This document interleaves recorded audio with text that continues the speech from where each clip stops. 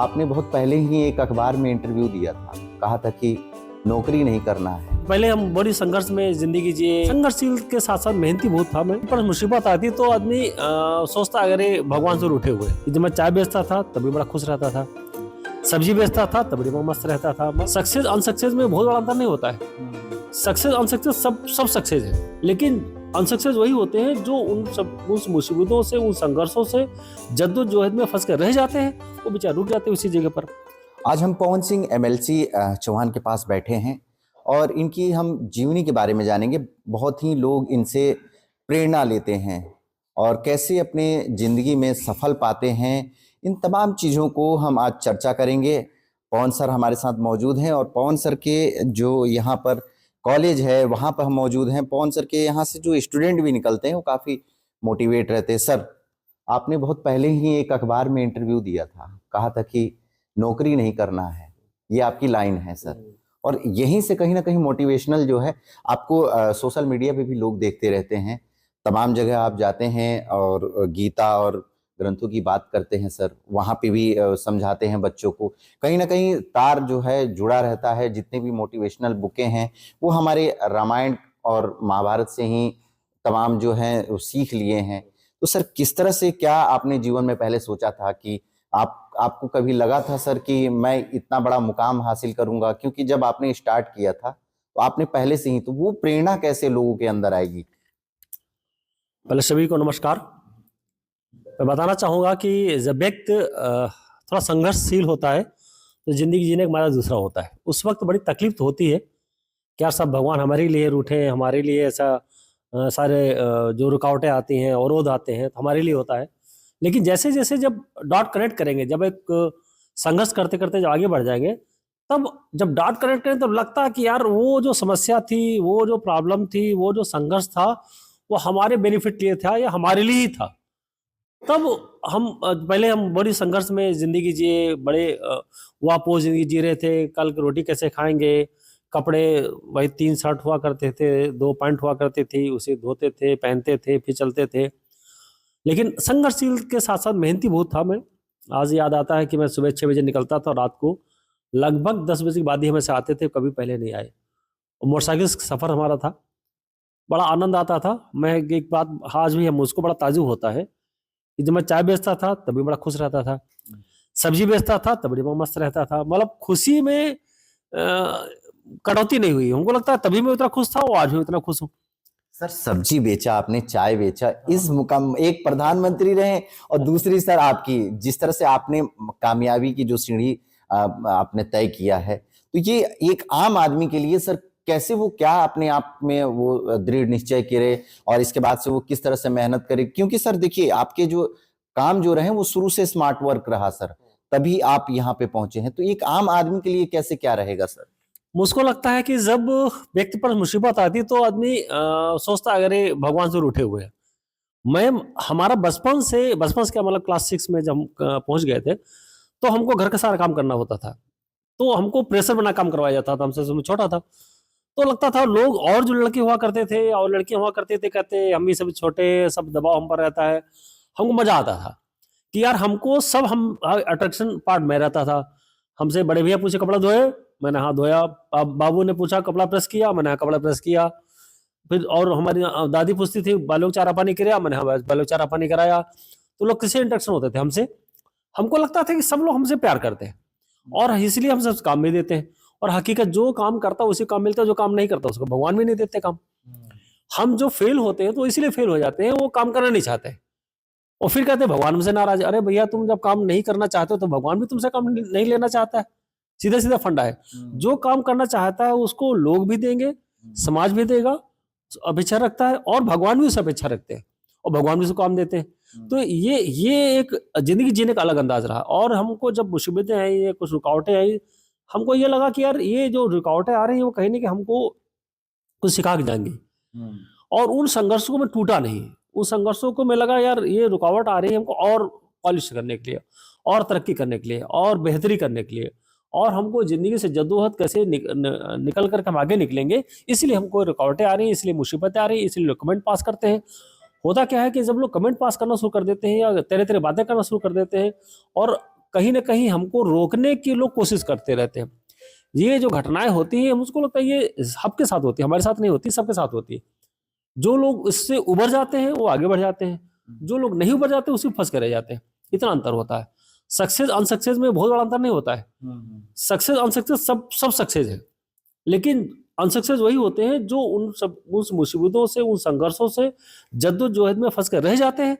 वो बेचारे रुक जाते हैं उसी जगह पर, फिर उनसे निपटने लगते हैं, लोगों से निपटने लगते हैं। हम इनसे निपट लेंगे, उनसे निपट लेंगे, उनसे निपट लेंगे, निपट कोई पाता नहीं। हम अगर भगवान को साक्षी मानते हुए सोचे कि यार जो भी हमको इस वक्त मिला हुआ है, टास्क मिला हुआ है, वर्क मिला हुआ है, या हमको जो भी हम काम करना चाहते हैं, उस काम में जो भी रुकावटें हैं वो निश्चित है। रुकावटें एक मानवीय स्वभाव है और सांसारिक स्वभाव है कि रुकावटें पड़ेंगी पड़ेंगी। उस विघ्न को पार करते हमको बाहर निकलना है। वो कैसे हम निकलेंगे, उससे समस्या से आगे निकलेंगे, इस पर फोकस करना चाहिए। हम उस समस्या को उलझ जाते हैं, उलझना नहीं चाहिए। वो हमको लगता है संघर्ष करना चाहिए। और समस्या बड़ी बड़ी सबके साथ भगवान साक्षी रहता है। बता दें आपको, मैं तो देखा हूँ कि हमारे साथ वो साक्षात मैंने देखा कि भगवान वो साक्षी मानते हुए मैं बहुत सारे ऐसे ऐसे टाइम, ऐसे ऐसे जगह फंसा कि लगता था यार तो हम निकल ही नहीं पाएंगे, और फिर खर्च से निकल गए, और फिर समझ में आता है निकल कैसे गया। तो ये इस तरह की व्यवस्था होती है। तो हमको लगता है कि भगवान मदद करता है। आप अपनी मदद करना चाहे तो वही भगवान मदद करता है। वो भगवान भी मदद नहीं करता जो अपनी मदद नहीं करता है। बिल्कुल सर। सर, अगर पवन सिंह की बात करें तो आज उत्तर प्रदेश में सभी जगह लगभग लोग जानते हैं पवन सिंह को। तो सर, ये बड़ी एक उपलब्धि रही। आप एमएलसी नहीं थे तब भी लोगों की मदद करते थे, अब एमएलसी बन गए हैं सर, किस तरह से क्या लोगों की मदद कर रहे हैं? अब एमएलसी के साथ सभापति भी बना हूँ। जी सर। सभापति हमारे जो भी हमारे जितने डिपार्टमेंट हैं उसमें वित्तीय प्रशासकीय समिति का सभापति हूँ।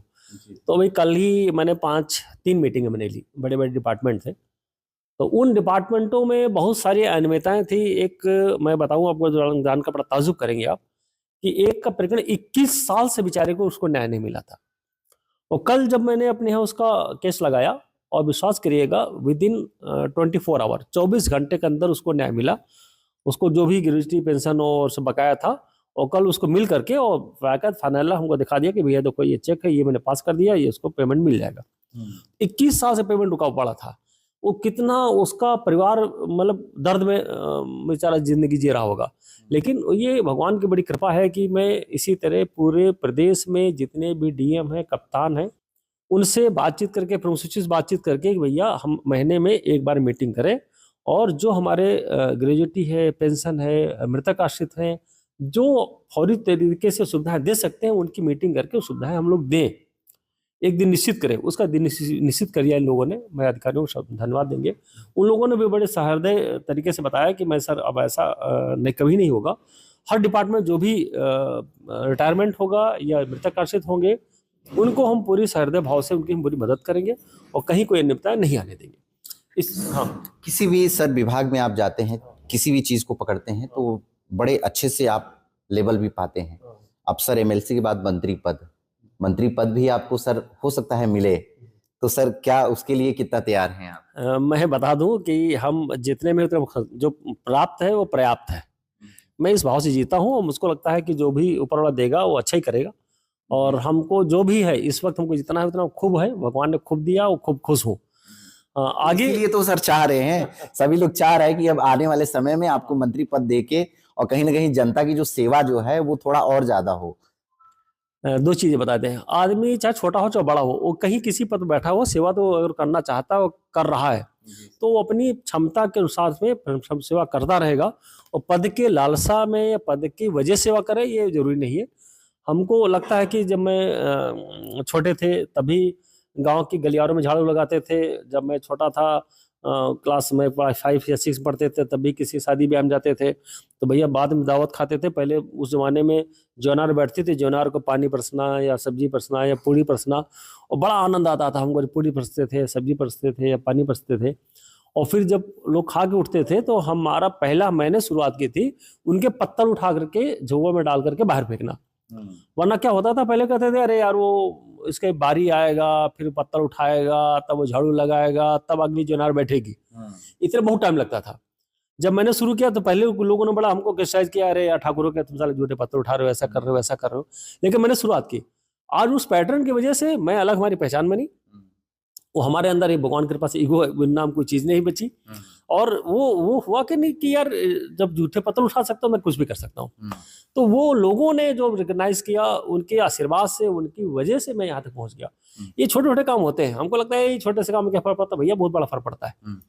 हर व्यक्ति की जिंदगी में, हर व्यक्ति की लाइफ में, उसके लाइफ स्टाइल जिंदगी जी कैसे रहा वो, हर वर्क कर कैसे रहा वो, चाहे घर का काम हो चाहे बाहर काम हो, लोगों के साथ बात कर रहा है, कैसे डील कर रहा है, वो सारी जिंदगी और सारे करियर फ्यूचर पर उससे डिपेंड होता है। हमको लगता है कि यार छोटे काम से क्या फर्क पड़ता है, फर्क बहुत पड़ता है। हर छोटे बड़े काम से फर्क पड़ता है, बशर्ते हमारी सोच क्या है उसके पीछे। बिल्कुल, देखिए सर की बातें जिस तरह से सर ने बताया, हर बात में मोटिवेशनल बातें कहीं ना कहीं छुपी है। सर से मंत्री की पद की भी कोई इच्छा नहीं है, यानी कि जो आप कर्म करें और फल की चिंता छोड़ दें, तो सर में भी वही चीजें देखने के लिए मिल रहा है। सर आपकी जीवनी पर एक बुक लिखने की बहुत लोग देख रहे हैं। कई तो लोग, हाँ, तो सर क्या उसकी कुछ तैयारी आपके तरफ से भी है? कई लोग संपर्क हमसे कर चुके हैं, लेकिन सर कह रहे हैं भैया टाइम चाहिए, 1-2 महीने के साथ हम चलेंगे तो बात कर पाएंगे। तो हम अभी समय नहीं दे पा रहे। हमको लगता है कि कई लोग संपर्क में हैं और कई लोग बुक लिखना चाहते हैं, और जाहिर बात है कि जब यहाँ से यहाँ तक पहुँचा गया, इतना संघर्ष किया गया। मैं आज भी 12 से 15 घंटे काम करता हूँ, तो मुझको लगता है कि एक मेहनत कश होने की वजह से, और जब तक मैं मान चलता हूँ जब तक जिएंगे तब तक मेहनत करेंगे, तो ये चीज़ मानता हूँ। तो इसलिए व्यक्ति भी और लोग भी प्रभावित हैं, और मुझको लगता है कि हर व्यक्ति को कम से कम 12 घंटे जरूर मेहनत करनी चाहिए, ना 15 घंटे का, 12 घंटे करना चाहिए, और अनवरत करना चाहिए। हम लोग क्या करते हैं कि 2-3 दिन मेहनत कर डालते हैं, फिर 2-3 दिन में लगता है बहुत कर डाला। मैं इतना, कोई वो हमारा जो साथी है वो इतना करते नहीं, वो कोई 6 घंटा काम करता है, कोई 8 घंटा काम करता है, मैं 12 घंटे में खुश हूँ। खुश नहीं होना चाहिए। हमको लगता है जितना हमारा शरीर सपोर्ट करे उतना हमको काम करना चाहिए। और जो मन का काम करता है ना, तो उसको 12-15 घंटे काम करके भी लगता है मैंने कुछ नहीं किया। जो मन का काम नहीं होता तो 2 घंटे काम करता है, वो भी लगता है बड़ा उबाऊ, बड़ा थकान भरा होता है। तो आपके इंटरेस्ट पर डिपेंड करता है कि आप काम कर रहे हैं या मजे ले रहे हो। अगर आप अपने मनपसंद काम करते हो, उसमें अपने आप को इन्वॉल्व कर देते हो, तो मजा आएगा आपको, वर्क नहीं लगेगा। अगर आप वाकई काम कर रहे हो तो आपको बहुत बड़ा थकान आएगा। काम मतलब होता है कि जबरदस्ती काम करना।